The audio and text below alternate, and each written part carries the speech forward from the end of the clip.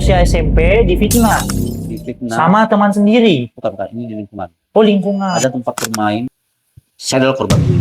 Korban Saya tidak tahu. psikomatis. Apa itu psikomatis? Saya baru dengar. Saya datang ke rumah. Nah, Mak, saya tinggal kelas Udah tahu di 2 naik kelas 3. oh, kelas 2 SD.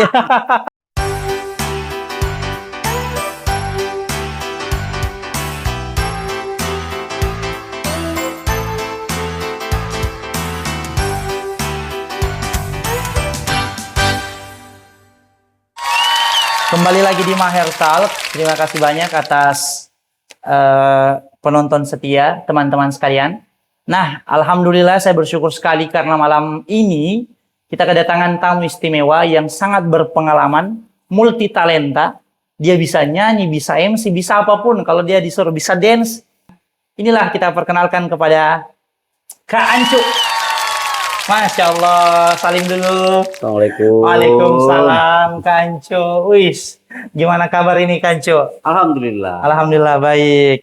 Nah, mungkin banyak yang belum tahu siapakah Kak Ancu ini. Saya bisa berikan 3 menit perkenalkan kepada teman-teman Maher Talk. Oke. Assalamualaikum warahmatullahi wabarakatuh. Waalaikumsalam. Sebenarnya Ancu itu nama panggilan ya. Oh, Nama di sosial media. iya. Nama saya Haswan. Haswan. Saya adalah anak pertama dari 6 bersaudara Wih, sama kita. Terus? yang merasa kalau Hmm.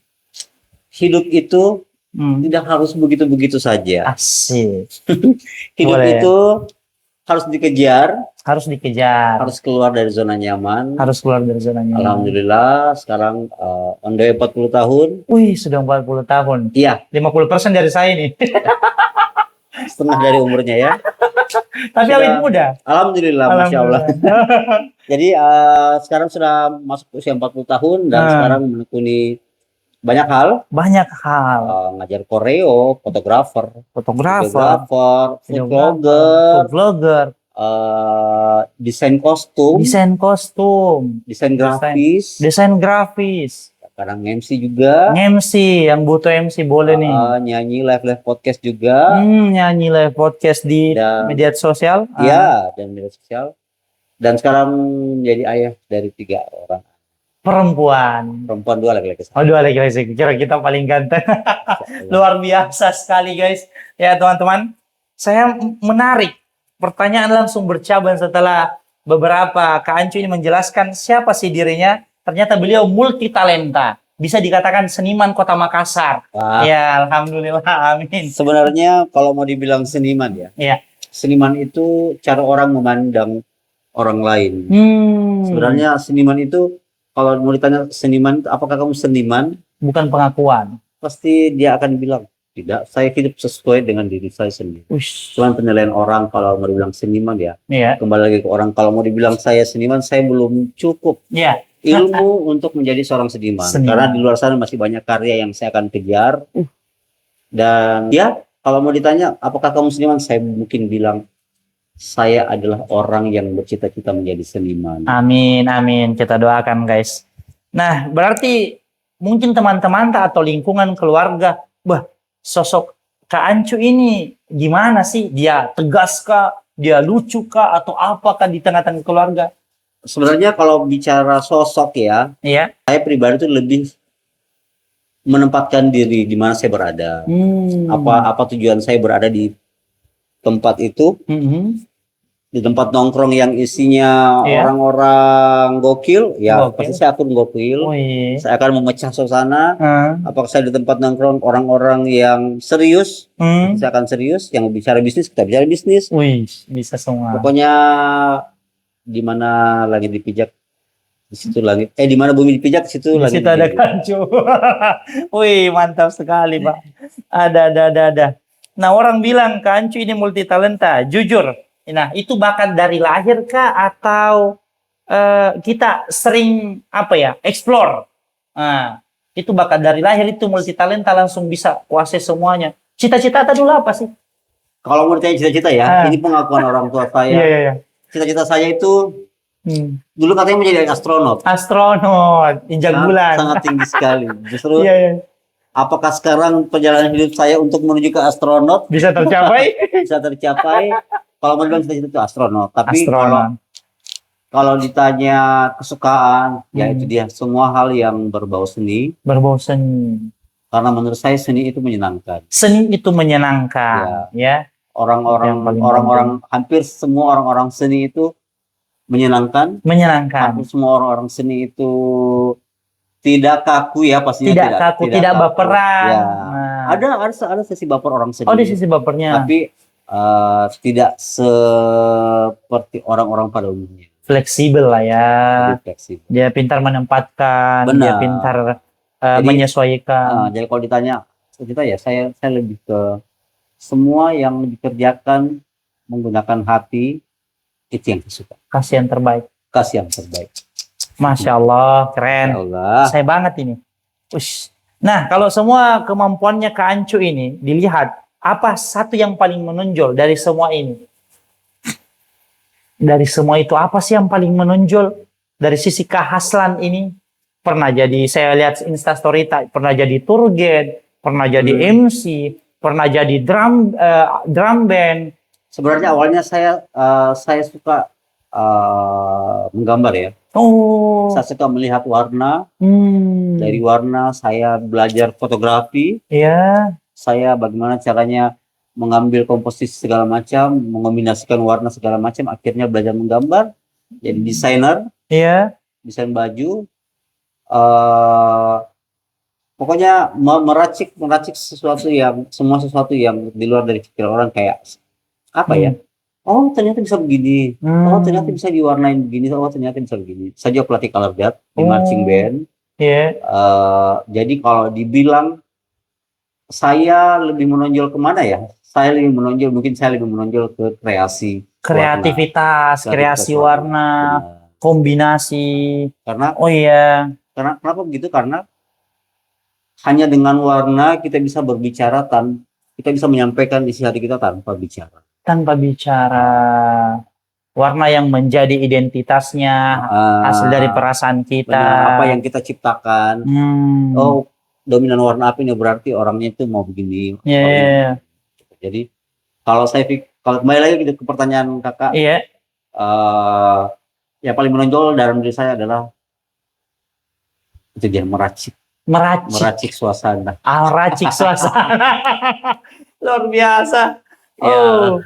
Nah, saya lihat ini mulai dari kita pertama kali kenal, saya belum pernah mendapatkan energi negatif dari Kak Ancu sampai kita Masya sekarang, Allah. sampai kita ketemu di rumah makan Padang waktu itu. Ya. Nah, alhamdulillah. Nah, ada tidak orang yang tidak tahu dari sifat Kak Ancu ini, karakternya Kak Ancu yang tidak ditahu oleh orang-orang, teman-temannya? Pernah sedihkah? Pernah berada di titik terendah kah? Pernah menangis sendiri di kamar kah? Terus terang ya, Iya.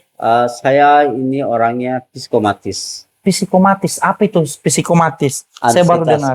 Ansietas disorder. Psikomatis, saya mau belajar ini. Anxiety. Maksudnya apa itu? Sederhanakan. Anxiety itu adalah penyakit kecemasan.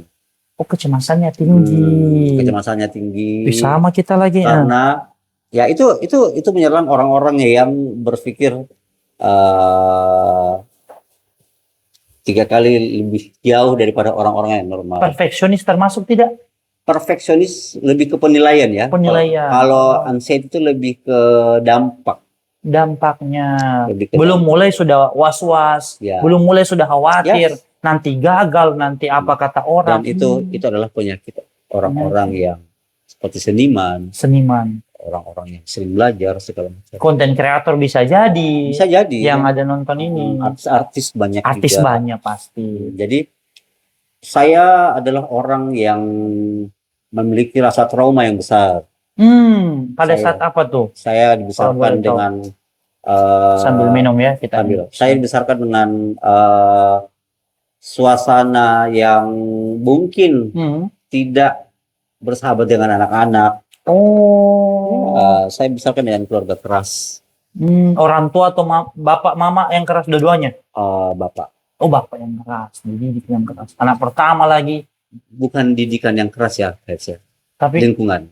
Oh, lingkungan. Lingkungan yang menurut saya tidak sejalan dengan apa yang saya jalankan sekarang. Kayak lingkungan yang. Di mana besar tidak? Dilamat mana kakak sama? tua. Oh, kakak tua. Suka berantem. Oh, Texas. Orang tua suka berantem. Oh, orang tua. Sama Sama mama. teman-temannya, Oh, sama teman-teman. mamanya, orang tua minum. Preman, men. Preman, orang tua preman. Tapi maaf, KB, orang tua masih ada tidak? Alhamdulillah masih ada. Alhamdulillah masih ada. Terus lanjut. Ya, dari situ setiap malam sebelum saya tidur, sebelum bapak saya pulang, itu saya sudah ketakutan. Oh, trauma, ada trauma yang Ya, mendalam. mentalnya bermasalah. Tetapi dari mental bermasalah, dari trauma yang besar itu, mungkin itu adalah menjadi trigger saya untuk bisa merubah pola pikir saya tentang hidup. Saya harus besar, saya harus berkembang, dan alhamdulillah pertama mencoba seni di tahun 2002, saya masuk drum band. Sempat ke Jakarta itu? Ya, saya adalah orang pertama di rumah saya, di keluarga besar saya, yang naik kapal laut. Wow, merinding saya. Serius? Itu, jadi saya tidak dibesarkan dengan keluarga yang ekonomi high. Ekonomi ke atas. Bukan tengah juga, tapi ekonomi bawah. Bukan juga yang cukup, tapi yang ke bawah.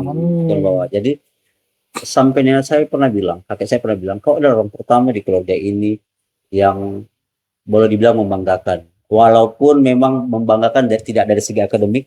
Ya, tapi seni. Dari seni. Kebanyakan kan orang tua di luar sana membanggakan kalau anaknya ranking 1, masuk olimpiade. Nah, kalau kamu paling jago menggambar, itu tidak ada artinya di mata orang tua. Kamu paling jago di drum band, itu tidak dinilai di orang-orang tua.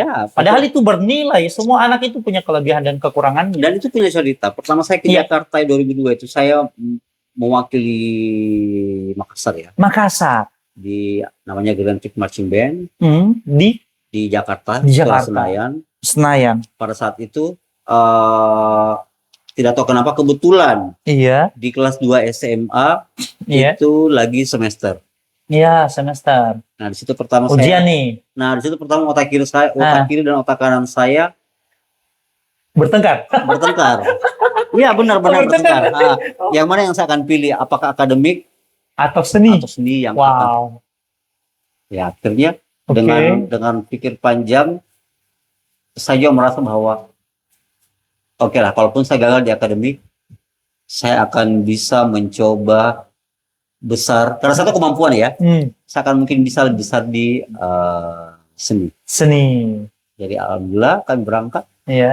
Pada saat itu juara 5, dan itu cukup membanggakan. Sebenarnya target kita adalah berangkat dulu, tinggalkan dulu Makassar. Itu sudah prestasi. Pengalaman. Dari daerah pergi di ibu kota. Itu prinsip saya. Ketika melakukan sesuatu kayak semacam festival, mengikuti festival itu sudah prestasi.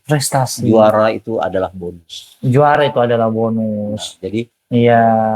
Dan memang terbukti ketika akademik dan hobi saya lagi cekcok. Saya pulang dengan rasa bangga. Alhamdulillah. Dan setelah itu saya tinggal kelas. Kelas berapa kalau boleh tahu? Kelas 2 naik kelas 3. Oh, kelas 2 SD. Enggak, SMA. Oh, SMA. 2 SMA tinggal kelas gara-gara drum band. Boleh tuh. Nah, ya udah, maksudnya anak-anak lain ya, itulah mungkin kelebihannya adalah anak-anak lain pasti akan merasa takut. Tahu ibunya. Iya. Takut mengeluarkan jiwa seninya. Enggak takut memberitahu ke orang tuanya kalau dia tinggal kelas. Oh iya, jadi telan sendiri. Kalau saya tidak pada saat itu. Saya datang ke rumah. Ngaku. Mak, saya tinggal kelas. Bagaimana pendapat orang tua? Ya udah, nak, cari sekolah baru. Akhirnya saya naik kelas 3 dengan sekolah baru. SMA ini ya. Terus pindah sekolah. Sudah. Dari situ saya merasa bahwa oke, ini salah satu bentuk, bukan bahwa orang tua saya mengajarkan saya sesuatu yang salah ya. Karena benar tidaknya itu didikan itu kembali ke orang tuanya. Betul. Kita tidak boleh menilai didikan orang tuanya si A ini salah, didikan orang tuanya si A itu tidak. Itu kembali ke karakter orang tua ke anaknya. Biarkan dia membesar dengan caranya tersebut. Saya berpikir, oh ya berarti memang saya ada peluang besar nih untuk mengejar keahlian saya. Dari 2002 tamat SMA, terus start bekerja, melatih di luar kota. Pertama melatih Manado, Oh, pernah ke Manado, Sudah Manado, Kalimantan, Kalimantan. Wih, sudah keliling Indonesia. Sumatera, Toraja. Masya Allah. Maksudnya ya. Jadi dari situ saya berpikir orang tua saya sangat support nih. Sangat support. Alhamdulillah. Dari mama terutama. Alhamdulillah memang jadi dari situ start saya meniatkan bahwa semua yang saya lakukan ini besar tidaknya semua dari orang tua saya. Orang tua. Support dari orang tua saya, bukan dari saya. Walaupun memang ada trauma yang ditimbulkan sama orang tua saya, tapi setidaknya dia bisa mensupport kebebasan Menyembuhkan saya. Oh. Dia bisa mensupport bagaimana saya berkarya. Alhamdulillah sampai sekarang saya boleh dibilang dari beberapa bersaudara saya orang yang saya orang yang paling peka terhadap keadaan ekonomi keluarga. Paham. Saya orang yang Saya boleh paham istilahnya tulang punggung lah ya. Tulang punggung keluarga. Anak pertama rata-rata gitu. Di saat orang tua memang sudah tidak kuat cari uang. Saya merasa bahwa ya ini saatnya. Waktunya kita yang merawat orang tua. Tapi alhamdulillah dengan orang tua yang bersyukur, orang tua yang tidak terlalu menuntut banyak anaknya. Saya bisa dibilang, saya tidak tahu ya mereka bahagia atau enggak ya. Setidaknya saya sudah tinggal bahwa kasih yang terbaik lah. Kasih yang terbaik buat orang tua. Jadi kalau mau dibilang dari mana asal sini itu memang berangkat dari kecemasan saya. Kecemasan. Itu tadi psikomatis. Anxiety. Iya, saya juga punya kecemasan yang tinggi. Sama seperti ketika saya membangun podcast ini, banyak kecemasan, banyak overthinking. Mulai dari orang tua pun tidak didukung. Sebenarnya orang tua itu yang dia cuma tahu karena bapak saya PNS, pensiunan PNS, dia cuma tahu kau harus jadi PNS, tidak ada alasan. Dia cuma tahu gitu. Kita hampir sama kecemasan kita. Gimana pendapatnya? Ya kembali ke orang tuanya sih. Kembali ke orang tuanya. Ketika orang tuanya memang niatnya dari dia dikandung anak saya akan jadi sukses. Sukses orang tua itu beda-beda. Iya, standar kesuksesannya. Nah, menurut Kak Ancu sendiri sukses itu apa sih? Biar orang tua lain tahu. Kita kan sudah jadi orang tua, papa muda, yang 3 anak. Sebenarnya kalau mau bicara sukses, apakah harus secara akademik atau kita harus ke jadi seniman? Sukses itu banyak sih. Sukses itu adalah di mana kita bisa bekerja dengan penuh rasa syukur. Hasilnya kita tidak ukur. Betul, syukur hasil tidak diukur. Bisa menikmati istirahat. Bisa menikmati istirahat. Itu sukses menurut Tidur saya. dengan nyenyak. Tanpa ada utang. Sebenarnya ya bukan masalah utang sih. Beban pikiran pekerjaan itu. Kalau mau bilang kesuksesan itu, ada orang yang bekerja di kantor pulang-pulang masih stres. Nah, banyak tuh. Dan dia mengaku dia sukses. Dapat gaji habis tanggal baru. Beda-beda. Kalau saya melihat sukses itu adalah di mana kita bisa bekerja nyaman, di mana kita bisa mendapatkan income tiap bulan dan kita bersyukur. Betul. Dan di mana setiap bulan ada sesuatu yang bisa di-upgrade dari diri kita. Dapat ilmu baru. Itu namanya sukses. Karena yang namanya titik pencapaian itu saya ya prinsipnya tidak ada titik pencapaian.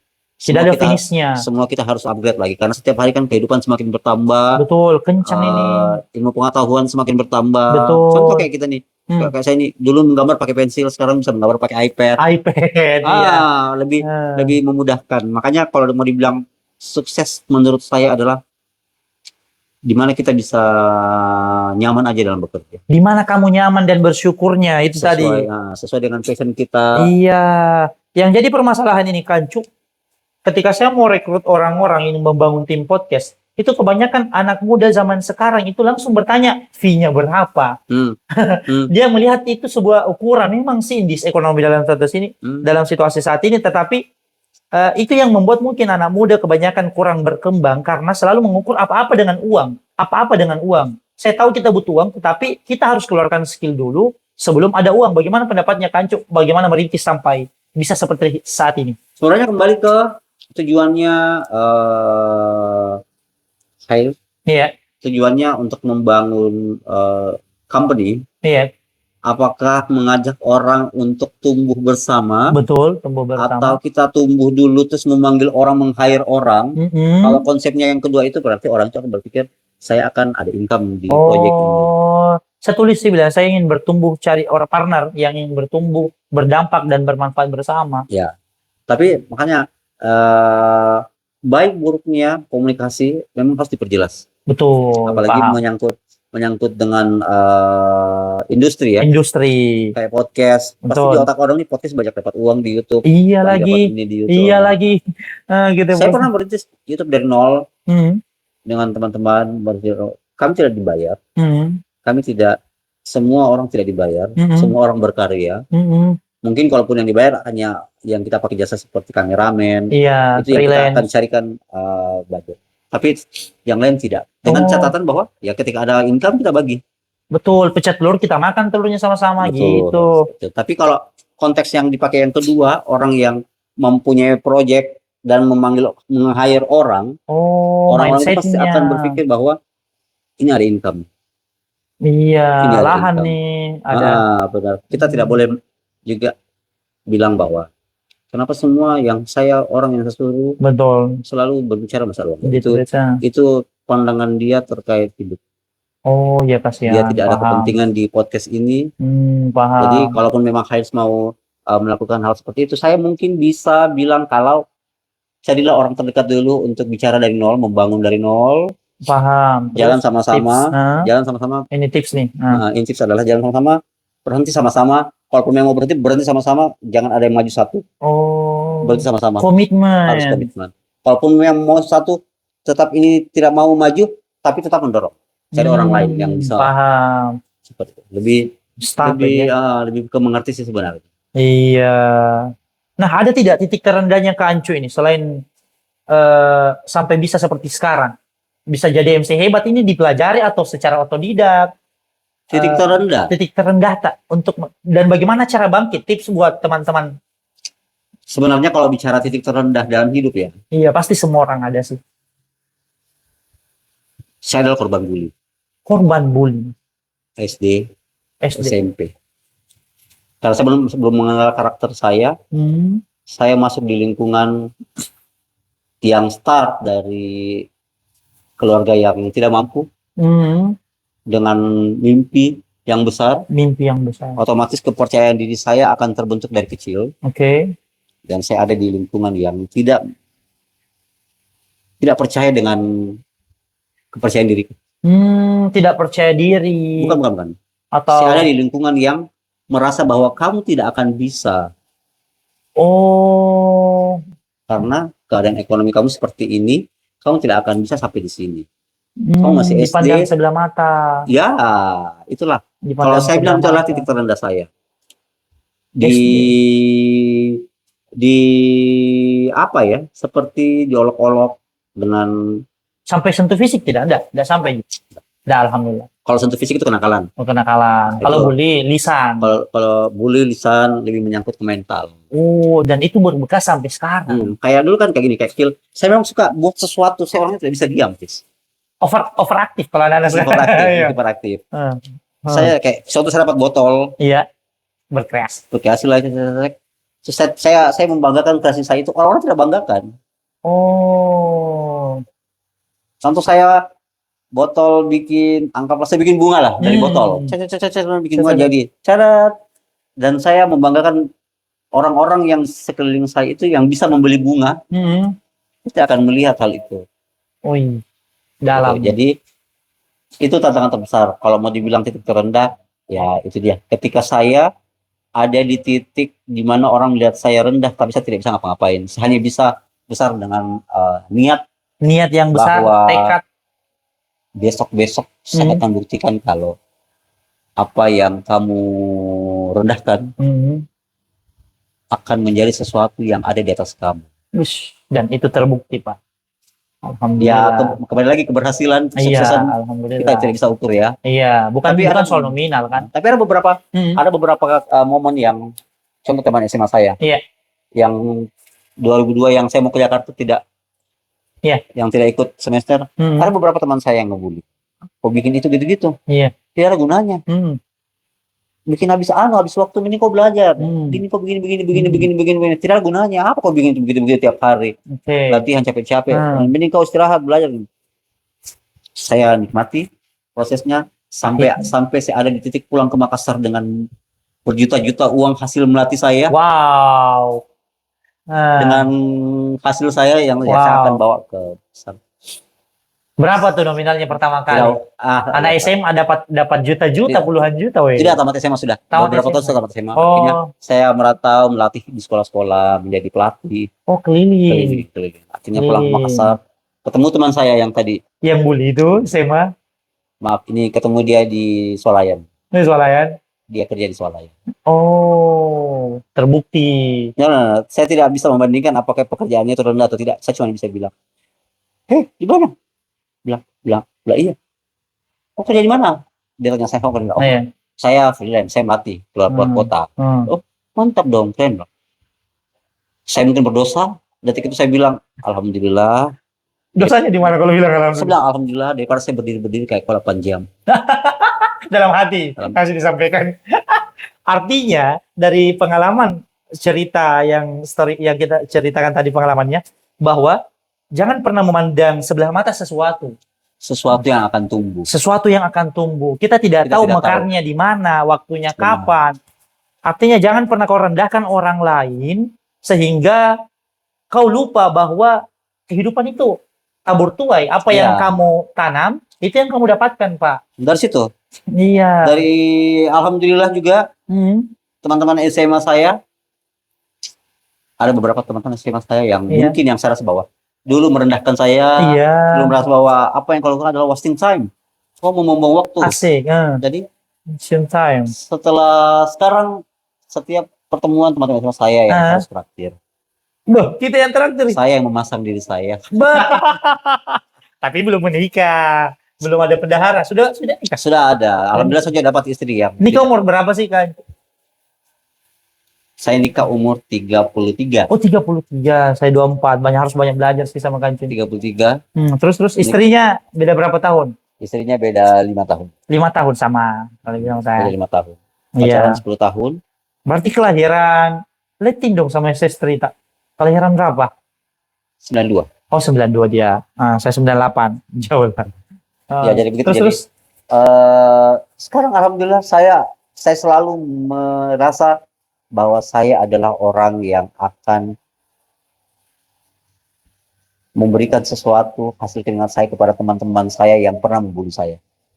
Wow, hati malaikat ini. Bukan hati malaikat ya, secara tidak langsung bahwa saya ingin berdamai sama diri saya dan bilang stop membandingkan sesuatu yang belum kamu tahu. Kedepannya.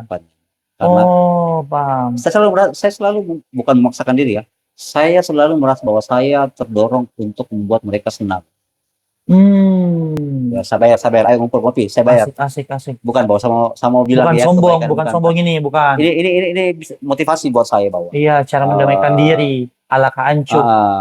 Mereka adalah orang-orang yang pernah merendahkan kamu, bukan berarti kamu membalas. Jangan kombat.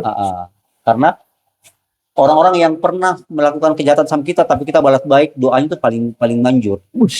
Sifat Nabi gini, dia berdakwah, dilempari, dia tidak balas, justru didoakan. Justru ketika kita buat dia senang, ketika kita buat mereka bahwa, wah saya makan hasil keringatnya nih, doa mereka itu jauh lebih manjur daripada orang-orang yang kita tidak tahu. Dan pasti menyesal orang ini, Pak. Saya tidak sampai situ. Iya, artinya begini kan, Cuk. Saya belajar waktu di pesantren. Nah, minum Ki. Sejarah Nabi itu, pada saat Nabi selalu mau berdakwah, ada satu orang yang paling benci sama Nabi, ya Rasulullah. Dia simpan kotoran depan pintu rumahnya. Setiap sudah dibersihkan, Nabi cuma tersenyum. Sudah dibersihkan senyum. Dia besoknya lagi dia simpan lagi kotoran, senyum lagi Nabi. Dia tidak balas. Senyum, dia dihalangi terus dakwanya. Satu ketika Nabi heran, kok tidak ada kotoran? Dia ada lewat. Wahai saudaraku, di mana orang yang simpan kotoran ini? Dia bilang, ya Rasulullah, dia sakit. Oh, di mana rumahnya? Sini saya jenguk. Justru orang yang menyakiti Nabi, dia jenguk orang itu. Sama seperti kita, dia traktir orang itu. Iya, saya merasa bahwa dia adalah tameng saya untuk bisa lebih kuat. Saya menganggap mereka orang-orang yang memandang enteng saya adalah sesuatu yang bisa men-trigger saya untuk bisa jauh lebih besar daripada dia. Jadi bahan bakar untuk motivasi ke depannya. Alhamdulillah niat saya jalan seperti itu. Dan sama mereka saya tidak ada dendam. Tidak ada dendam. Nah, gimana caranya biar tidak dendam kepada orang yang pernah menghina kita? Biar mungkin Gen Z yang banyak terjebak atau milenial banyak terjebak di dendam. Ya, Saya coba selalu merasa bahwa itu adalah bagian dari proses. merasa bahwa ini proses. Ah, tidak ada manusia yang bisa naik ke atas tanpa membijak anak tangga satu demi satu. Dan anak tangga itulah yang membuat kita sakit dan kecewa. Nah, itu adalah Hmm. lelah yang kita harus bayar sampai ke atas. Hmm. Tidak ada yang mulus. Tidak ada yang mulus. Apalagi berangkat dari perintis ya, bukan pewaris. Berintis dan pewaris. Betul. Iya, artinya kita harus belajar menghargai proses dan proses itu kadang menyakitkan. Ya, Kadang menyakitkan, Iya. mengecewakan. tidak ada proses yang tidak Instan. instan. Semua ada titik sakitnya. Di semua ada titik sakitnya, guys. Berarti yang di handphone itu yang flexing anak muda 18 tahun sudah kaya, 20 tahun dari itu yang membuat mindset anak-anak muda sekarang mau instan, tidak mau sakit dulu, tidak Ya. mau rugi dulu. Hmm. Makanya banyak minta maaf. Tapi banyak yang judol anak muda, bapak-bapak juga banyak nongkrong dia main judol, kita tidak tahu apa mindsetnya. Karena Ya. dia hidup dengan dirinya sendiri tanpa ada orang yang membuli, Bagus ini. tanpa ada gesekan dari orang-orang yang tidak suka dia. Paling mungkin yang dia dapat hanya di sosial media, mungkin komen-komentar Iya. yang jahat, hate speech dan segala macam. Mm-mm. Saya rasa itu yang dia cuma bisa tekan hapus. Iya. Kalau dulu kan tidak kan, kita bergaul. Kita berusaha Iya. untuk setiap hari bagaimana caranya ini orang yang membuli kita untuk merubah pola Merubah. pikir dia dengan kita. Nyaman. Alhamdulillah saya jalan dari situ, dari titik terendah itu menanjak. Saya tidak peduli apa yang orang bilang. Kalaupun saya dibilang salah, oke, saya salah. Sampai saya pernah difitnah. Masa. Pernah banget saya. Fitnah itu kalau boleh tahu cerita, coba bisa diceritakan kepada teman-teman. Kenakalan anak kecil SMP sih. Usia SMP difitnah Difitnah. sama teman sendiri. Bukan, ini di lingkungan. Oh, lingkungan. Ada tempat bermain yang memang tempat itu kayak semak-semak gitu. Teman-teman saya melakukan sesuatu yang aneh di dalam Aneh. situ. Dan saya dilihat Allah, saya tidak masuk dalam situ. Oh. Anak yang jadi korban ini Iya. mengadu sama orang tuanya, menangis. Dan Dia dilecehkan sama teman-teman saya. ini penting. Dan saya diseret. Sama orang tua. Saya diseret masuk ke dalam masalah itu tanpa saya tahu. Siapa yang menyeret? Ini yang korban ini? Korban bilang iya, pelaku lain bilang iya, saya ada. La haula wala quwwata. Dan saya berjejer 5 orang terdakwa. Dan saya orang yang paling ditekan karena saya paling miskin. Innalillah. Kembali kepada Indonesia. Semuanya ini adalah anak-anak orang kaya yang bergaul sama kita. Dan saya yang paling miskin. Saya yang paling ditekan. Tapi saya sedih tapi tidak keluar air mata pada saat itu. Saya cuma melihat mukanya itu ibu-ibu semua yang tunjuk-tunjuk saya. Kau apakan anakku? Kau ini anakku. Saya cuma bilang saya tidak melakukan. Tidak, saya yang paling ditekan. Saya yang paling ditekan. Padahal intimidasi nih. Sampai sekarang saya masih ingat itu karena saya tidak melakukan. Paham. Saya tidak tahu apa di otaknya mereka sampai mereka bilang saya ada.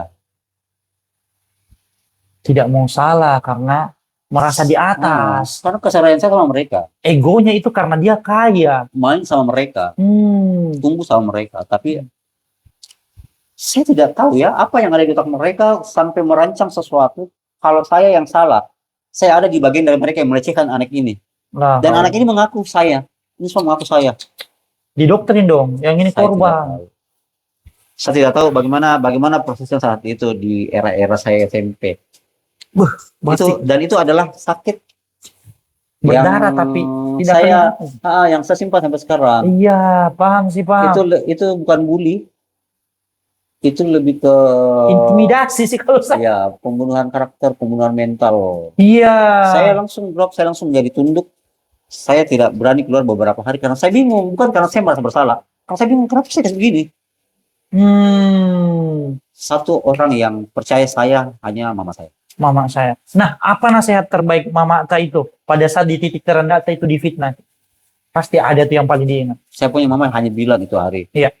Kalau kau tidak melakukannya, mau sampai dia bunuh sekalipun, kau tidak akan melakukan. Udah. Iya. Kau diam saja. Kau cuman jangan pernah mengakui sesuatu yang kau tidak akui. Tidak banget. Artinya walaupun satu dunia benci kita, ada satu perempuan yang tidak mempercayai dunia itu, dia cuma mempercayai kita. Itulah mama. Dan memang bagaimana ya caranya saya bilang ya. Mungkin kalaupun dia dengar Tidak ada masalah. ya saya kalaupun dia dengar ini bahwa saya tidak tahu apa yang merasuki otaknya kalian Iya. sampai bisa memasukkan saya ke Penjara. lingkaran merah yang nyata-nyata saya tidak ada di dalamnya. Lingkaran gelap yang kau fitnah saya. Dan pada saat itu saya paling disudutkan. Karena saya paling Ikut sama orang tuanya. Kita yang paling miskin pada saat itu lah. memang kalau orang bilang adalah masa kecil adalah masa-masa paling bahagia yang harus kita kasih ke anak kita. Kalau saya bilang masa kecil adalah masa yang paling berat, Kebalik ya. saya kebalik. Kebalik. Masa kecil itu adalah masa yang paling berat. Iya. Saya SD kelas 1, saya harus jual koran dulu sebelum masuk sekolah. Jual koran. Ya, itu SD ya. Tadi Iya. kita bicara seniman SMP. itu SMA gitu. SMA, Saya bicara SMP. SD-nya. SD saya itu saya bangun tidur, Iya. saya jual koran di lampu merah. Yang suruh siapa itu? Saya. Oh, kita sendiri. Tidak ada yang suruh. Inisiatif. Karena Ya karena saya merasa bahwa ada sesuatu yang bisa saya pegang pada saat saya sekolah yang tidak memberatkan orang tua saya. iya. Dan saya bangun pagi, harus jual koran, mandi, ke sekolah. Kasih uang ibu, saya cuma ambil beberapa, saya cuma ambil seingat saya 75 rupiah. Iya. Ya itulah. Dari situ saya merasa bahwa ini adalah sesuatu yang bisa bikin saya jauh lebih kuat. Proses. Jadi saya banyak sekali. Saya sampai menangis ini Kak Jo. Saya juga kalau masalah kecemasan, kalau masalah perasaan, saya seakan-akan ada di dunia kancu pada saat itu. Pada saat itu artinya SD jual koran, SMP difitnah, SMA dibully, SMP. dipandang sebelah mata. SMP itu saya sekolah sampai jam 1. Jam 1 mama saya beli pisang, Iya.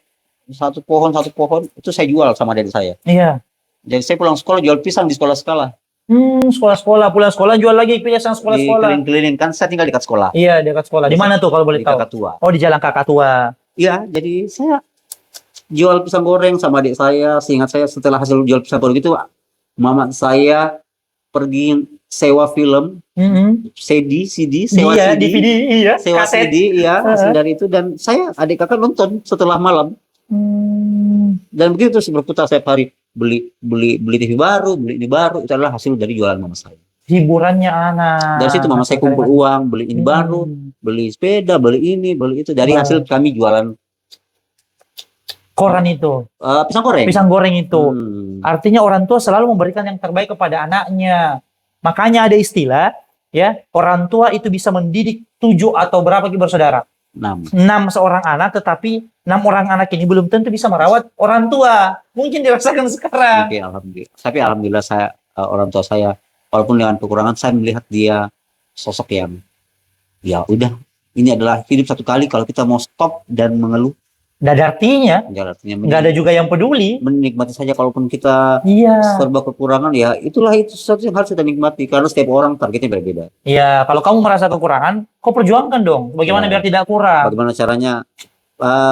Pertama adalah bersyukur dulu. Bersyukur dulu. Kalaupun kita bersyukur, kita akan tahu proses. Iya, berarti penting ini ketenangan, penting dulu bersyukur, kemudian cari solusi, baru bekerja kasih yang terbaik. Jangan pedulikan omongan orang lain. Itu. Fokus kepada target kesuksesanmu. Itu alhamdulillah. Iya. Saya sekarang kalau dibilang hidup tidak sukses, Iya. tapi bahagia.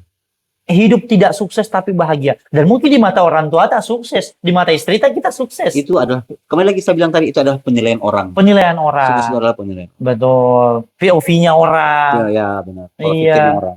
Kita tahu alhamdulillah sukses nih. Kerja di Telkom. Ada misalnya kaduku. Bisa ke luar negeri, Dulu bisa jus. ini. Apa sih? Itu adalah bagian dari proses. Itu bagian Saya bukan munafik juga bahwa Iya. justru dari situ saya merasa bahwa ini adalah sesuatu yang saya syukuri, tapi tidak Alhamdulillah. membuat saya Merasa tinggi. bangga. merasa tidak tinggi. membuat saya angkuh sombong. Artinya tetap tawadu, karena Ya. kesuksesan itu tidak ada batasannya. Benar. Itu relatif sih, tergantung pandangannya orang. Anak saya menganggap saya sukses, saudara saya menganggap saya sukses, bikin podcast, padahal itu kan berbeda-beda. Kita kan cuma berproses. Benar, itulah berproses. Kita tidak tahu sampai di mana titik yang Puncak kesuksesan itu. orang-orang itu harus datang membantu. Enggak. Kita tidak tahu. Iya, kita tidak tahu. Berjalan saja, tetap konsisten. Iya. Dari situ saya melihat hidup ya. Mhm. Kalau mau dibilang saya adalah orang yang selalu mau mencoba hal baru, Iya, tantangan. mungkin saya bilang iya, Mhm. karena saya selalu penasaran, ini orang bisa kenapa saya tidak? Nah, saya itu gitu. Ya, saya Terus. oh ini orang jago sekali ya ini. Oke. Saya pernah bilang, saya bisa menggambar, kenapa saya tidak bisa jadi MUA? MUA, betul. Saya coba make up. Iya, bisa. Saya juga Saya suka. make up, saya bisa dapat penghasilan, saya sempat dibayar. Pernah Berapa dibayar. dibayar. Oh. Saya pernah dibayar untuk make up orang-orang. Wow. Saya melatih marching band, Gimana? anak-anak marching band saya tampil, dia pasti cari make up. MUA.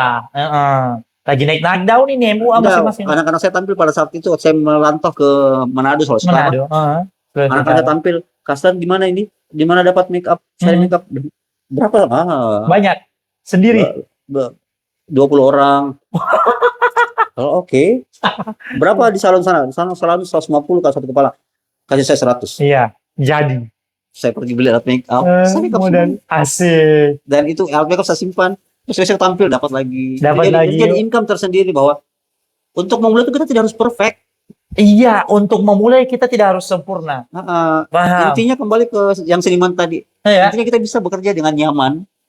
Kita bisa bersyukur dengan apa hasil kita. Kita nikmati proses. Aura yang kita hasilkan itu akan kasih ke orang. Wih, keren. Iya, saya gitu. Mau orang bilang karya saya tidak bagus, tidak masalah. tidak masalah.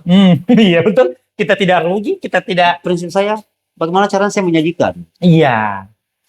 Nasi sama telur, nasi sama ayam, nasi sama ayam saya lemparkan, nasi sama telur saya kasih baik-baik. Asik, sama nikmatnya. Beda. Penyajiannya ini lebih mahal jauh 10 kali lipat ayam, tapi penyajiannya ini dilempar, ini dikasih satu-satu. Lebih beradab yang dikasih telur dong dibandingkan dilempar. Makanya nyaman itu tidak semerta-merta menyangkut sama harga, nominal dan segala macam. Atau angka. Benar. Jadi kalau saya bekerja itu bagaimana caranya kita bisa nyaman, bagaimana caranya kita bisa puas dengan hasil karya kita. Iya. Tapi tidak juga untuk tidak ngaburit ya. Kita akan melihat juga bagaimana perkembangan zaman. Betul. Pada saat sekarang ya. Ketika kita sudah ada di titik nyaman, iya. Ketika kita sudah di titik bahwa alhamdulillah saya bisa berkarya. Itu yang saya bilang seni. Seni. Selama masih kamu mau berkarya, itulah seni dan karyamu yang menjadi saksi hidup. Kau bisa bikin cangkir, tapi kau selalu merasa cangkir jelek, saya tidak puas, kau bukan seniman. Iya. Seniman itu mencari masalah untuk memperbarui lebih indah. Benar. Iya. Begitulah. Kembali ke pertanyaan sebelumnya, seniman apakah seniman segala macam, itu dia. Kalau saya bisa menjawab, seniman itu ya kembali lagi yang ketika kita bisa bekerja dengan nyaman, kita bisa berusaha untuk menghasilkan sesuatu dari otak kita, bagaimanapun hasilnya, bagaimanapun bentuknya, ketika kau bisa mengambil pelajaran di dalamnya dan bisa merasa bahwa alhamdulillah ini bersyukur, saya akan mengembangkan apa yang saya kerjakan sekarang, itu namanya seni. Jadi buat anak muda ini harusnya ini tentang mindset, ya jangan kita ukur sesuatu pekerjaan dari sebuah angka, dari sebuah nominal, tetapi berikan dulu yang terbaik, nikmati dulu pahit manisnya, nikmati dulu prosesnya, biarkan income yang datang. Benar. Iya. Karena memang kadang-kadang pola pikir orang beda-beda. Betul. Kita tidak punya hak, kuasa, kita tidak punya power untuk merubah mereka. Mindset orang, betul. Apalagi meninggalkan jejak bahwa kita ini sok pintar. Jangan meninggalkan komen kenapa begini karena kan dia berproses, kamu berproses dengan caramu tanpa harus menjatuhkan orang. Betul, artinya kita kan cuma tugasnya mengingatkan, sama seperti penceramah itu tugasnya bukan mengubah. Nabi pun tidak pernah mengubah seseorang, tidak pernah memaksa seseorang untuk masuk ke agama Islam, tetapi dia lebih memanusiakan manusia tanpa harus mengatakan bagaimana jabatanmu, bagaimana hartamu, berapa ilmumu, tidak. Orang gila pun masuk ke masjid, Rasulullah tidak memandang dia orang gila. Dia memandang, wahai saudaraku, artinya jangan pernah menjustifikasi sesuatu karena sesama kita manusia, itu kita punya salah masing-masing. Kita punya dosa yang masing-masing. Porsinya sama beda-beda. Iya. Hanya saja prosesnya berbeda-beda. Satu kayak proses ini, kayak ada Iya. peternak kambing Hmm. yang setiap sore menarik satu-satu kambingnya masuk ke kandang. Iya, terus. Dengan ditarik, pakai diikat, ditarik, Oke. diikat. Tapi ada satu peternak memiliki 1.000 kambing, cuma satu tiup sempritan, prik, kambingnya masuk. Iya. Perbedaannya di mana? Perbedaan di mana? Sama-sama tujuannya. Masukkan kambing Caranya perbedaannya adalah di prosesnya. di prosesnya. Ada yang keras, ada yang melihat. Kalau saya bilang itulah seni. Seni lagi. Melihat bagaimana caranya kita melihat. Oh, ini lebih praktis nih. Inovasi. Ini lebih praktis nih. Hmm. Lebih praktis nih. Begitu. Jadi Oh. itulah kenapa saya selalu belajar banyak keahlian. Tarian. Keahlian. Oh, keahlian. Selalu mencoba sesuatu yang baru karena saya pikir saya bisa ini. Iya. Saya bisa dengan cara saya. Apa yang membuat Kak Ancu ini bahwa siapa sih yang menumbuhkan ini bahwa saya bisa? Ini yang kurang mungkin di anak-anak Gen Z zaman sekarang. Belum apa-apa, takut. Belum apa-apa, tidak bisa Kak. Nggak bisa Kak bicara. Disuruh ini, nggak bisa Kak. Selalu tidak bisa. Nah, gimana itu solusinya? Kasih tips dong buat Sebenarnya untuk memulai sesuatu, Iya. ya kembali lagi untuk memulai sesuatu, startingnya. kita harus berpikir bagaimana caranya kita membuat sesuatu yang kita kerja simpel tapi orang lain menilai wah bagus ini. Gitu. Contoh Ya. kayak saya jualan ya, saya jualan nih. Kalau mau dipikir, saya jual air kelapa. Air kelapa saya tidak bikin, Air kelapa. banyak di pinggir jalan. Banyak. Tapi saya membuat sesuatu dengan cara berbeda. Seni. Saya kasih seni, saya ngedesain bagus-bagus, saya membuat promo bagus-bagus, Branding saya bagus-bagus. branding bagus-bagus. Bukan berarti saya paling bagus ya. Tidak, maksudnya Tapi saya menurut merasa puas. kita. Saya merasa puas, orang bilang, wih keren sekali ini, mahal sekali ini. Tapi saya bilang itu belum maksimal. Ini saya belum bersyukur. Iya Saya belum titik paling atas ini. Saya masih mau mengembangkan lagi. Nah, setiap orang melihat kita, ih keren itu seniman gitu. Jadi bagaimana caranya kita menghargai sesuatu pekerjaan kita dan mencintai diri sendiri. Ya, saya juga pernah jual buah kiloan. Pernah. Di setiap sudut Jual kita jus. banyak jual buah kiloan, tapi tidak ada penjual buah kiloan yang kasih sentuhan seni. Oh iya, yang parcel-parcel gitu kan. Bukan cuma parcel plastik sekalipun, saya harus Plastiknya. desain kartu ucapan yang bagus. Oh iya. Kalau mau dilihat penjual buah lain, dia cuma ikat. Selesai. Kalau saya tidak, saya akan kasih dia sentuhan yang Emosional. terima kasih ya, terima kasih sudah order, kasih bagus-bagus. Wih, tips ini buat pedagang UMKM. Artinya berani tampil beda, cari solusi bagaimana orang bisa datang kembali.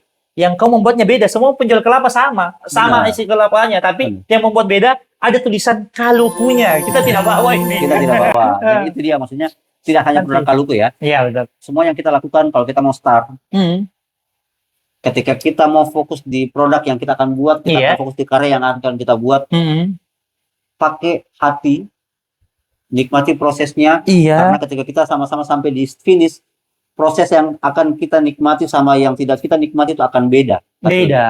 Tapi capeknya sama. Capeknya sama, hasilnya yang beda. Hasilnya yang beda. Karena satu kerja pakai hati, satu kerja keterpaksaan. Jadi kalau menurutnya saya ingin memulai sesuatu yang saya tidak sukai, stop.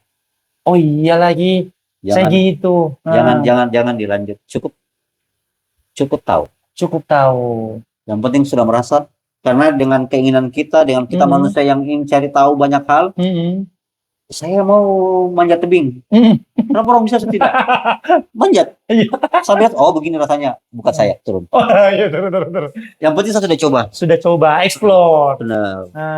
Berarti kalau dipilih, anak tak ke depan ini, karena sudah punya anak guys, laki-laki sama perempuan.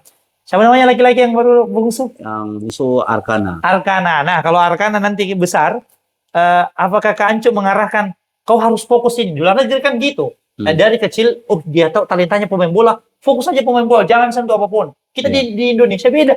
Kita beda. Iya, kau coba dulu ini, kau coba dulu ini, kau coba dulu ini. Kau belajar semua. Nah, sekarang saya lihat gitu. Ada pernah saya dengar dari teman. Iya. Kata-kata bahwa di Indonesia banyak dosen yang gagal. Banyak dosen yang Dia gagal. cuma berjalan tiap semester tanpa melihat apa kelebihan dari mahasiswanya. Dia tidak melihat value daripada Dia tidak melihat potensi yang ada dalam orang potensi. itu. Nah, Dia hanya memaksakan diri untuk selesaikan semester, selesaikan ini, bah, selesaikan ini. Kalau di luar negeri tidak kan? tidak. Di luar negeri itu dia melihat dari, oh ini orangnya jago gini nih, orang jago gini nih. Iya, di luar negeri tidak ada absensi. Anak santriku di Kairo tidak ada absensi, tidak pernah masuk tiap hari kuliah. Dia ketika mau ujian baru Iya. baru ujian. Karena itu dia, kita ada di titik yang sama sampai di start finish yang sama. Beda prosesnya. Beda proses, capeknya sama, Caranya sama. hasilnya beda. Iya, iya. Dapat ilmu baru yang menarik, Iya. luar jadi, biasa. contoh kayak ditanya anak saya mau jadi apa, saya pasti akan, Cari tahu saya akan memberi informasi sebanyak-banyaknya sampai dia bisa dapat. sampai di titik.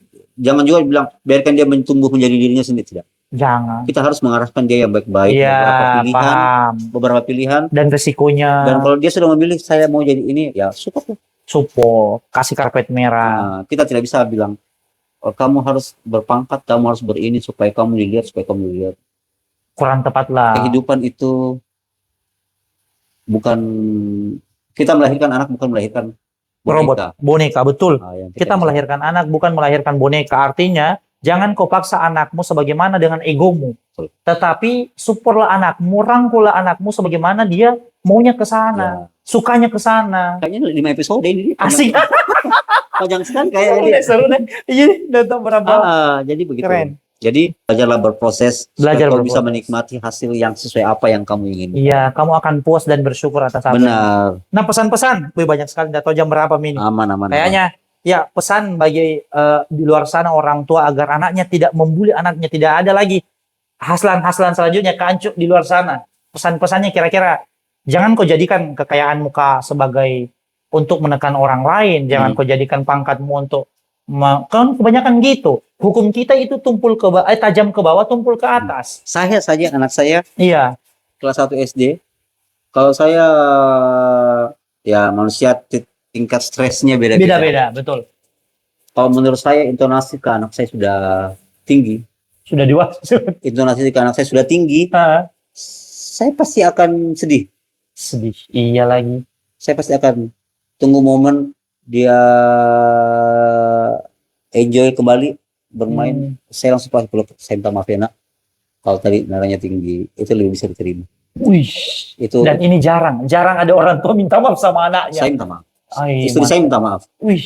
Kalau dia contoh anaknya bandel, dia pasti bukan memarahi, Iya. mengajarkan. Membina. Anak-anak melempar cangkir sampai pecah.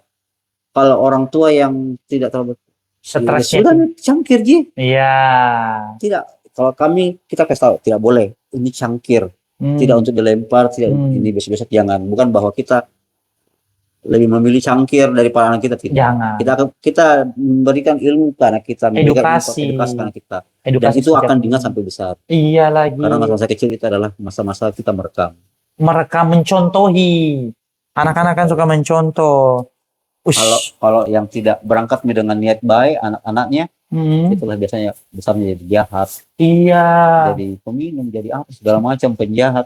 Karena anak tidak berangkat dengan niat baik. Niat baik yang tidak ditanamkan sama orang tuanya. Beda dengan saya bilang ya, beda Iya. dengan saya yang memang dari kecil niat, oh, saya akan buktikan. Tekad, ada tekadnya, ada niatnya. Saya bisa, saya bisa membeli mulutmu. Wih. Aduh. Jadi saya Keren. saya bisa berproses dan menjadi versi terbaik saya. Wih. Dan sekarang sudah terbukti. Ya saya tidak tahu itu. Yang jelas saya merasa sekarang alhamdulillah bersyukur Tuhan kasih Alhamdulillah. kasih semua kenyamanan ya. Eh, Walaupun memang rumah mewah, harta melimpah, uang banyak itu nyaman, tapi ketika Kelihatan. kita bersyukur dan apa yang kita dapat sekarang itu sudah kenyamanan. Iya, itu lebih nikmat dibandingkan apa yang kamu lihat. Benar. Ya walaupun saya dikasih uang 1 miliar, maulah. Manusia, saya juga mau. Iya, maulah. Iya, kayak gitu. Saya saking sukanya saya bertanya dan cerita sama orang. Suatu cerita, saya pesan Maxim. Nah, saya buru-buru nih mau pergi kondangan di IMIM, saya dan Sudiang. Saya pesan, Om, biar saya yang bawa motornya ya. Karena saya agak buru-buru. Oke, boleh deh. Saya sambil lewat samping tol nih. Motor. Saya tanya ini Om, sambil wawancara, Om, ini pekerjaan sampingan atau Om? Ini pekerjaan utama. Om, tolong Om berikan nasihat bagi saya umur 28 tahun. eh, yang sudah punya istri, sudah punya anak. Dia tanya, dia bilang, nak, jangan pernah cari perempuan kecuali istrimu. Jangan pernah main perempuan maksudnya. Karena saya pernah menyesal main perempuan. Artinya, dia gajinya 50 juta. Kalau masalah ekonomi dia cerai, dia tidak masalah kan gajinya 50 juta per bulan. Tetapi setelah saya tanya, terus apa lagi Om nasihatnya? Rezeki yang paling besar itu ada dalam rumahmu.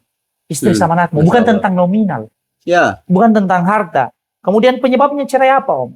Karena saya suka, suka fokus kepada nominalnya sampai ia lupa mensyukuri rezekinya yang ada di rumah. Alhasil, dia main perempuan. Dia cerai sama anaknya. Dan lucu, Om ini dia dari Kristen, masuk Islam, nikah istri kedua, setelah cerai lagi sama istri kedua, kembali lagi Kristen.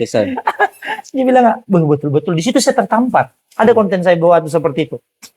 Bahwa selama ini yang kita cari laki-laki, mungkin bapak-bapak atau suami-suami di luar sana fokus kepada nominal, fokus kepada angka, tetapi ia lupa mensyukuri sehingga kadang saya sadar sebenarnya perceraian itu bukan tentang ekonomi. Tentang bagaimana kita komunikasi, mensyukuri apa yang ada, saling melengkapi, karena harta itu bisa dicari sama-sama loh, tanpa harus saling menyalahkan. Bagaimana pendapatnya Kak Ancu tentang hal ini? Ada istilah anak sekarang yang bilang, iya, cobaan itu akan jauh lebih nikmat ketika kita coba. Cobaan itu akan jauh lebih nikmat ketika kita coba. Ketika kita itu selalu saya dengar. Iya. Tapi beda versi sama orang yang tidak berpikir. Iya. Ketika contoh gini, ada sesuatu yang pergaulan itu yang yang dibilang tidak bagus ini pergaulan, kita masuk saja, kita lihat. Saya orangnya bergaul, lihat, dia orangnya begini. Dia orangnya begini, begini. Si Alwi jangan bergaul sama dia. Janganlah. Jangan, tidak bisa. Saya bilangnya adalah masalah seperti yang saya bilang tadi itu perceraian. Iya. Dia tidak mau melihat masalah. Dia tidak mau ada masalah. Dia mau nyaman hidupnya. Walaupun memang ya udah orang semua cari nyaman ya. Tapi ketika ada masalah cobain, hadapi. Jangan lari. Itu yang saya tangkap dari kata cobaan itu harus kita coba dari situ. Ketika ada masalah hadapi. Cari solusi jalan keluar. Fokus ke solusinya. Cari bagaimana win-win solution dari masalah itu. Jangan saling menyalahkan. Ya. Saya juga membentuk karakter istri. Saya menikah. Berangkat dengan orang yang bebas, tidak mau diatur. Ketika saya punya istri, saya kan merasa bahwa ini kehidupan itu sekarang saya sudah setengah sama istri, setengah sama saya. Jadi kita jalan sama-sama. Saya turun, kau naik, atau saya naik, kau turun. Ketika kemarin kita ketemu tengah. Iya. Ya pasti akan ada. Pasti ada. Tapi bagaimana caranya kami menyelesaikan itu? Iya. Kita bikin perjanjian, yang namanya marah, yang namanya emosi, tidak boleh keluar rumah. Jangan. Saya begitu sama istri. Ketika kau marah sama saya, bisa belajar ini. Terus tahan suaramu, nada tinggimu, tahan nadamu. Iya. Kalau kamu saya tahan nadaku, kita sama-sama tahan. Iya. Cukup bicara saja sekasar-kasar, sesakit-sakitnya bilang saja, supaya kita bisa dapat pelajaran dari pertengkaran. Alhamdulillah sampai sekarang, awal menikah 6 bulan itu saya belajar bagaimana cara menjadi suami yang baik. Setelah 6 bulan, alhamdulillah sekarang sudah jalan 8 tahun. Wow, 8 tahun. Sudah jalan 8 tahun. Dan saya merasa masalah-masalah minor yang ada sekarang itu bagi biasa. Kita ada pelan. Iya. Alhamdulillah. Karena ada yang mengatakan 5 tahun pertama pernikahan itu akan diuji dengan kecocokan dan ekonomi. 5 tahun berikutnya lagi akan berbeda lagi ujiannya. 5 tahun berikutnya lagi akan berbeda ujiannya. Bahkan sampai kita bercucu pun, nenek saya kemarin, beda ujiannya loh. Dia masih cekcokan. Mau neneknya makan di atas, kakeknya makan di bawah, tidak mau saling menunggu. Padahal cucunya sudah 22. Iya. Akan selalu ada masalah. Beda masalahnya. Bagaimana caranya sikap. Kita menganggap masalah itu adalah bagian dari proses kita untuk hidup. Iya. Saya 6 bulan alhamdulillah. 6 bulan berantem, saling menindis. Karena ya kita adalah 2 insan yang ketemu saat dewasa. Betul. Beda prosesnya, beda cara didiknya, beda lingkungannya. Benar. Nah, saya bilang saya 6 bulan. Iya. 6 bulan saya merasa bahwa apa ini pernikahannya? Iya, lucu lagi. Aduh. Karena saya sadari juga diriku seperti itu. Tapi saya sayang sama istri saya. Iya. saya harus berangkat dari versi terbaikku yang saya harus kasih lihat ke istriku, padahal istriku menerima saya versi apapun. Apa adanya. Jadinya buat saya egois. Hmm. Begitu saya tidak tahu bagaimana istriku, karena saya belum pernah terlalu gali dalam kenapa bisa ada pertengkaran, kenapa bisa Iya. ada cekcok. Dan memang kami sadar bahwa ini adalah proses menyatukan dua orang dewasa. Ush. Jadi perkelahian dalam rumah tangga adalah proses penyatuan antara dua orang dewasa yang berbeda cara berpikirnya. Iya. Ketika kau Oke. tidak dapat titik temu, Hmm. itu biasa orang maaf bercerai. Iya. Semua KDRT semua berdiri KDRT itu anunya, sebabnya, akibatnya itu cerai. cerai. Semua berdiri dengan ego masing-masing, Merasa benar. merasa benar. Hmm. Kalau saya kasar sama istri, Iya. ngomong kasar, Hmm. istri ngomong kasar, saya biarkan. Tenang. Benar. Tenang. Pasti 5 menit kemudian istri saya akan datang ke saya minta maaf, saya kasar. Dan memang manusia seperti itu. Kita tidak boleh ketika istri kita kasar kita Jangan. kasar ini. Iya. Semua orang punya titik emosi, Iya. semua orang beda-beda penyelesaian masalah. Tapi jangan sampai menjustifikasi, jangan sampai menghina atau apa ya. Artinya jangan sampai sentuh tangan. Iya. Kalau saya sih itu pesan orang tua saya. Jangan sampai sentuh tangan. Jangan sampai sentuh tangan yang Iya. gini, jangan sampai emosi. Hmm. Memang kadang terjadi sama manusia dewasa. Manusiawi. Satu Manusiawi. tangan bukan memukul ya. Iya. Mendorong, menghapus segala Betul, macam. banyak. Sebenarnya itu bisa saja terjadi dalam rumah tangga. Cuman bagaimana cara kita menyesali, bagaimana cara kita terjadi dan mengambil pelajaran bahwa next saya tidak akan kasih begitu. Iya. Karena ada orang yang laki-laki yang main tangan, memukul, merasa bahwa Banyak. saya adalah kepala keluarga di rumah ini. Iya lagi. Kau harus tunduk, saya tunduk-tunduknya. Dengan menjual agama. Rasulullah mengatakan kalau seandainya ada satu wanita yang ada manusia yang disuruh sujud kepada manusia yang lain, maka saya akan suruh istrinya sujud kepada suaminya. Itu dalil-dalil ego laki-laki itu, Pak. Nah, Alhasil artinya Rasulullah mengatakan itu karena ia sudah memuliakan istrinya. Rasulullah memuliakan istrinya dengan memanggil kasih sayang, Ya. lemah lembut. ya, Bahkan sahabat Rasulullah pun Umar bin Khattab yang ditakuti oleh jin, diketakuti oleh seluruh makhluk di dunia, pedangnya itu bisa membunuh jin, tetapi ketika di rumah ia taat dan lemah lembut kepada istrinya. Ya. Saya- Itu ya. pelajarannya. Saya tidak bisa bilang saya adalah suami yang perfect ya. Iya, tidak ada lah manusia yang sempurna. Semua punya Punya kesalahan dan titik kekurangan. kesalahan dan kekurangan. Intinya saya bisa bilang adalah ketika kita merasa bahwa kita akan menikah dengan orang, Iya, kita sayang tips sama orang. parenting ini ya. Pranikah. Kita sayang sama orang. Kita sayang. Apa yang harus kita persiapkan ketika sebelum kita memilih pasangan? Mental, emosional. Menikah itu kalau saya menikah, Iya, menikah itu kalau menurut saya apa arti menikah adalah mengalah. mengalah. Satu kata daripada pernikahan itu adalah mengalah. Mau laki-laki ataupun perempuan. Asik. Iya, mengalah. Betul. Kenapa? Coba. Ya karena sebesar apapun masalah, orang emosi sekalipun ketika kita mengalah, dia akan turun. Sabar, mengalah. Saya bilang ketika dia turun, dia pasti akan merasa bahwa oh saya salah. Ketemu kita. Menyesali kesalahan. Dan saya pun begitu sama istri. Kalau kasar, saya biarkan dulu. Sebentar saya datang untuk berbaik.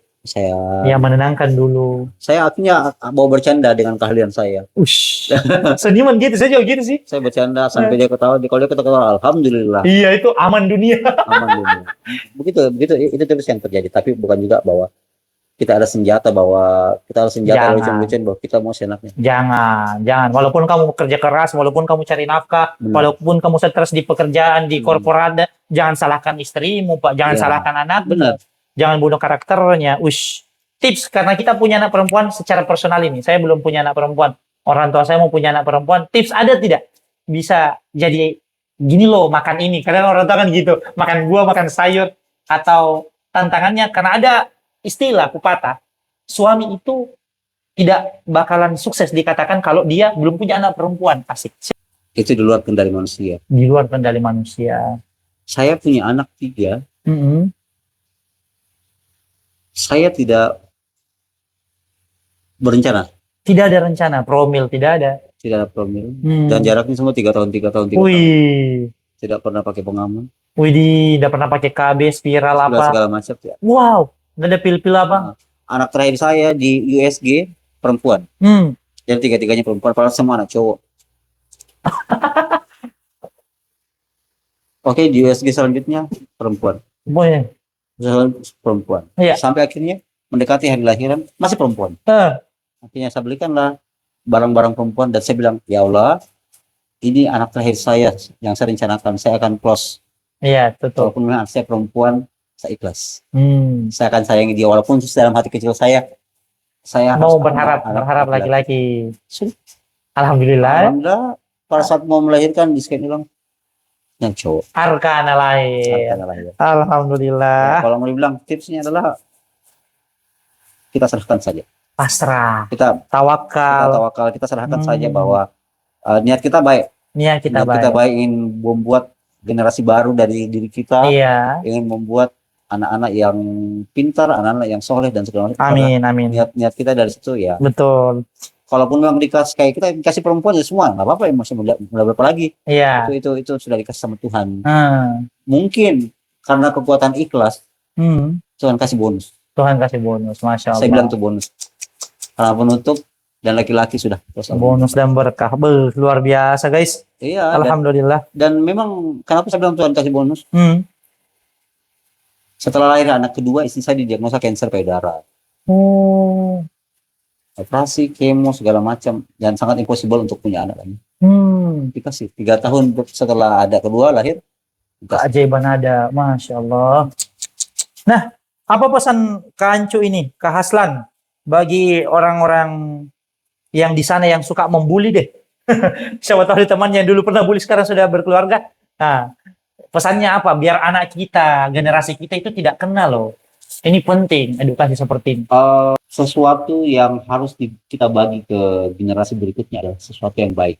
Sesuatu yang baik, yang kita wariskan. Kalau kamu sadar, kan orang dewasa ini udah tahu nih, saya kenapa Rasakan. saya bully nih orangnya, saya bully kasihan ini orang, pasti akan merasa kenapa Ada saya bully dia ya. Paham. Kalau kau sudah ada di titik itu, please jangan di share, tolong jangan dibagi ke keturunanmu, ke Jangan. generasi berikutnya jangan dibagi supaya circle dari bully ini semakin mengecil. Iya, artinya sayangilah anakmu, rangkullah anakmu, didiklah anakmu jadi yang terbaik. Jangan pernah ajari bully-bulian, Ya, jangan pernah ajari main fisik ya. ataupun apapun ya. Artinya kembali lagi tujuannya adalah memanusiakan manusia. Manusia kan manusia. Iya, apa harapannya ke depan Kak? Apalagi ada pencapaian Kak? Atau ada targetnya mau ke luar negeri Kak? Mau umroh secara satu keluarga Kak? Amin. Sebenarnya umroh itu sudah menjadi Apakah? niat saya dari beberapa tahun lalu. Ush. Cuman memang saya tahu bahwa ada keterbatasan yang menahan saya belum rezeki. Belum rezeki. Jadi Insya Allah pasti akan ada rezeki. Kalau amin ya Allah. Kalau Amin, ya. kalau mau dibilang ke depannya, ya saya akan belajar lagi bertumbuh dengan keluarga baru saya, Keluarga baru. dengan kingdom, dengan kerajaan saya. Kerajaan, ya.